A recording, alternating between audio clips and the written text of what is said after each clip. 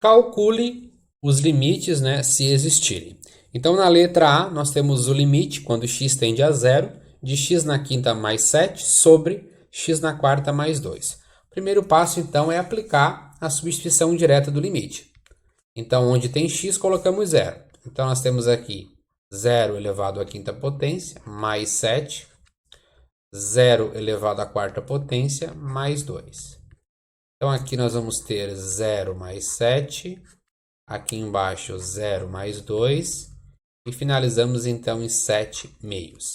Então, esse é o valor do limite da letra A, 7 meios. Vamos para a letra B, tá? A letra B é um limite que a gente tem que lembrar de um teorema, tá? Por que eu falo? Porque o primeiro passo que a gente vai fazer aqui é sempre a substituição do ponto de acumulação, que é o x tendendo a zero, tá?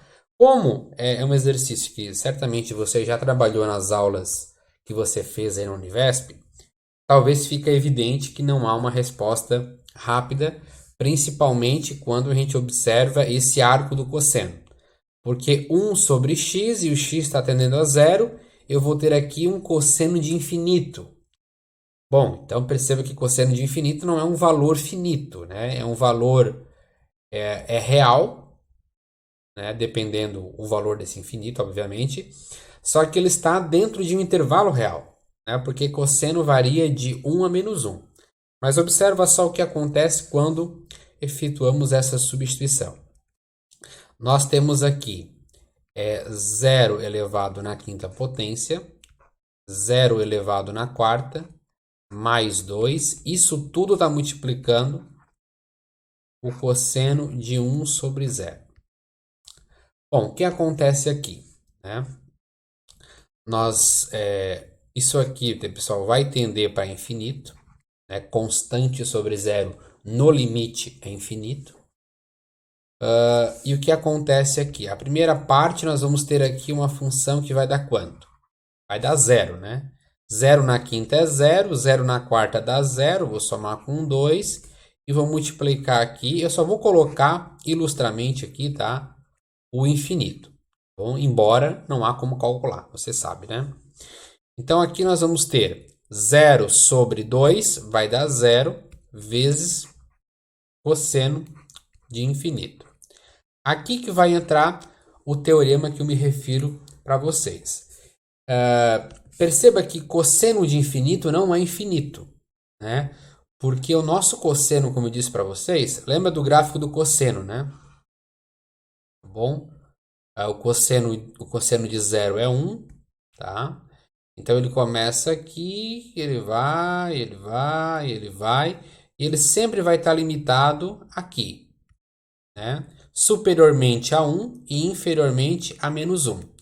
Então perceba que o valor do cosseno no infinito, como x tende ao infinito, ele vai ficar variando nesse intervalo aqui, certo? Isso é o que a gente chama de uma função limitada. Bom, limitada.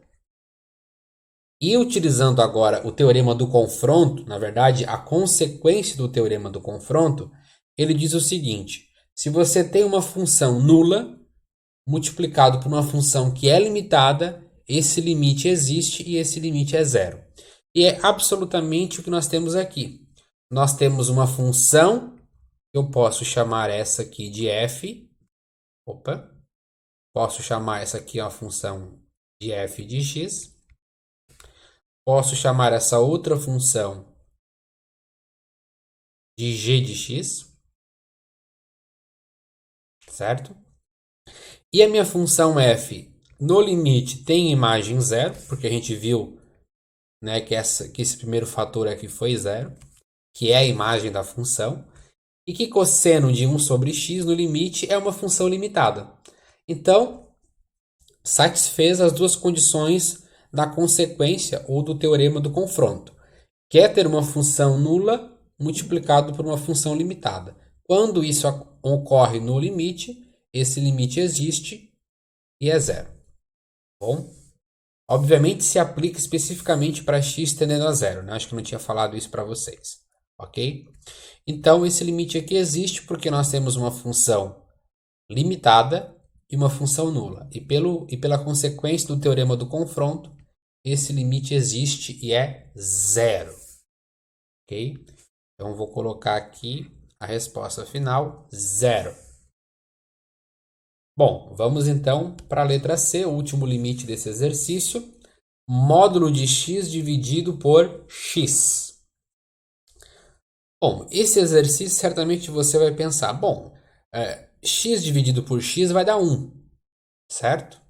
Vai dar 1 e limite de 1 vai dar 1. Então, esse limite existe e é 1. Muito cuidado, né? Quando envolve módulo aqui, eu não sei explicar, na verdade, entender esse limite se não construir o gráfico, tá bom? Então, aqui construir o gráfico é muito importante. E perceba que quando nós temos aqui função que envolve módulo, nós temos duas variações de x, e é isso que a gente vai estudar. Então, eu vou chamar essa expressão aqui da minha f de x. E olha só o que acontece. Essa minha f de x, embora não apareça, ela é uma função de duas sentenças. Por quê? Bom, se o x aqui em cima, né, que é o mesmo x de baixo, for positivo, o que acontece? Se x for positivo, nós vamos ter aqui x dividido por x, se o nosso x for maior que zero. Não vai ter problema, ok? No entanto, eu vou ter menos x sobre x se o meu x for menor que zero. Porque se ele for menor que zero, vai ser negativo. Negativo com negativo vai dar positivo. Por que tem que ser positivo? Porque está dentro do módulo, né? Então não pode ter imagem aqui negativa, porque está em módulo, certo? Então, perceba o seguinte, né? Eu tenho essas duas sentenças, tá? X sobre x, se x for maior que zero, tá? Porque eu só vou ter termos valores, eu só vou ter x positivo aqui em cima, então não vai alterar. Só que será negativo aqui em cima se x for menor que zero. Consequência disso. Tem consequência? Claro. X dividido por x vai dar 1. Então significa que a minha função ela vai ser 1 se o meu x for maior que zero. Ok? E aqui vai dar menos 1. Então ela vai ser menos 1 se o meu x for menor que zero. Entenderam? E o gráfico disso, como fica? Fica um gráfico bem bonitinho, né? Fica um gráfico assim. X, aqui vamos colocar f de x. E o que acontece? Para x maior que zero, tá? Para x maior que zero, nós vamos ter um gráfico aqui em cima. Porque a imagem sempre vai ser 1. Se for negativo, x menor que zero, nós vamos ter um gráfico em menos 1. Então você já pode perceber que esse limite não vai existir. Por que não vai existir, professor? Porque os limites laterais são diferentes, né? Se você aplicar o limite quando x tende a zero pela direita da minha f de x, e lembre que a minha f de x é essa função.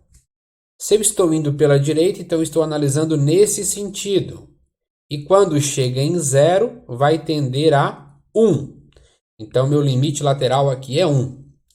Se eu calcular o limite quando x tende a zero pela esquerda da minha f de x, eu vou pela esquerda, vou nesse sentido, vai tender aonde? A menos 1. Então, aqui vai ficar negativo. Tá bom? Professor, mas eu não entendi porque ficou negativo se aqui está em módulo. Perceba, aqui em cima vai ficar positivo. Mas como eu estou trabalhando aqui, me aproximando pela esquerda, o valor embaixo não está em módulo. Por isso que vai ter imagem negativa. Certo? E o que acontece quando os limites laterais são diferentes. Não existe limite no ponto. Tá? Você pode perceber por esse buraco que ocorre aqui. Né? Então, quando os meus limites laterais são diferentes, né, não vai existir limite, tá bom? Então, a letra C, não existe limite para aquela função, tá bom? E a dica valiosa é essa, pessoal. Quando recai em módulo, tá? Ou você tem que ter um vasto domínio e já ter assim, ó, uma imaginação boa para visualizar o gráfico dessa função modular, mas eu sempre reitero, é importante efetuar a construção do gráfico, principalmente quando é função modular. Porque nós vamos ter geralmente aí função de várias sentenças, né? Funções que dependem de um valor de x positivo e um valor de x negativo. Então a minha dica é, caiu em módulo, monta o gráfico. E daí você consegue analisar o limite tendo uma visão gráfica. Daí a importância de saber construir graficamente as funções, né? Enxergar graficamente as funções, ok? Com isso, então, finalizamos o exercício. Letra A, limite 7/2. Letra B, pelo teorema do confronto, 0. E a letra C não existe porque os limites laterais são diferentes.